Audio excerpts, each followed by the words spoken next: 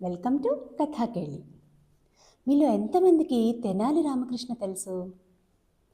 ఆయన శ్రీకృష్ణదేవరాయల కాలంలో ఆయన ఆస్థానంలో ఒక పెద్ద కవి అన్నమాట. అయితే ఆయనకి సంబంధించిన స్టోరీస్ చాలా సింపుల్గా ఇంట్రెస్టింగ్గా ఉంటాయి. వాటిలోంచి ఒకటి మనం చెప్పుకుందాం. ఓకే. ఒకసారి రాయలవారి రాజ్యంలో దొంగల హడావిడి ఎక్కువైందట.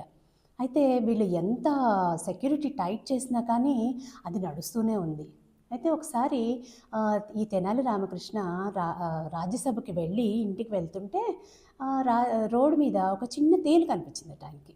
అయితే దాన్ని చూసి ఆయనకు ఒక ఐడియా వచ్చిందట. వచ్చి ఆ తేలుని తన చేతిలో ఉన్న మరిచెంబు అంటే అప్పుడు వాటర్ బాటిల్స్ లాగా మూత ఉన్న చెంబులు వాడేవాళ్ళట.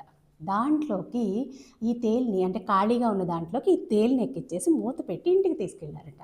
తీసుకెళ్ళి దాన్ని ఒక రింగ్ డబ్బాలోకి రింగ్ బాక్స్లోకి ట్రాన్స్ఫర్ చేశారట. చేసి వాళ్ళ ఇంట్లో ఉన్న ఒక దీపపు గూడులో దాన్ని పెట్టారట. పెట్టేసిన తర్వాత 2-3 రోజుల తర్వాత ఒక రాత్రి వాళ్ళ ఇంటికి ఎవరో వచ్చిన అలికిడి వదిలైందట. అంటే దొంగలు వచ్చారనమాట. అయితే అది విన్న ఆయన వాళ్ళ ఆవిడతో అంటే బెడ్రూమ్లో ఉన్నారు, ఆవిడ పక్కనే ఉంది. ఆవిడతో పెద్దగా ఏమోయ్ మొన్న మా పెద్దన్నయ్య ఇచ్చిన బంగారపు రింగ్ ఇచ్చాను, ఎక్కడ పెట్టావు అన్నారట. ఆవిడందట పెద్దగా నాకేం తెలుసండి, నాకెప్పుడు ఇచ్చారు అందట. అయితే ఆయన అదేనే రింగ్ బాక్స్లో పెట్టి నీ చేతికి ఇచ్చాను కదా అన్నారట. అప్పుడు ఆవిడ ఓ అదా, అది హాల్లో ఎక్కడో దీపపు గూడులో పెట్టానండి అందట.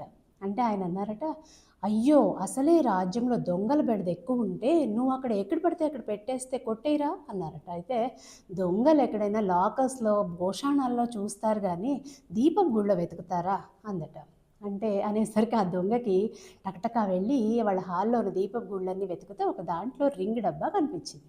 కనిపించగానే ఆ దొంగ దాన్ని ఓపెన్ చేసి చూశాడు. దాంట్లో ఉన్న తేలు టిక్కున ఆయన ఆ దొంగని కుట్టేసింది. కుట్టంగానకే ఓవని అరిచట.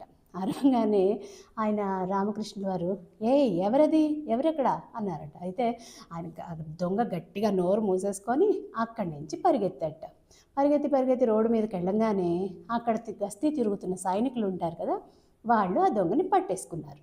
సో ఆ దొంగకి ఏమీ దొరకలేదు, పైగా సైనికులు పట్టేసుకొని దాంట్లో జైల్లో పెట్టేశారు. సో దీన్నే తేలు కుట్టిన దొంగ అంటారు.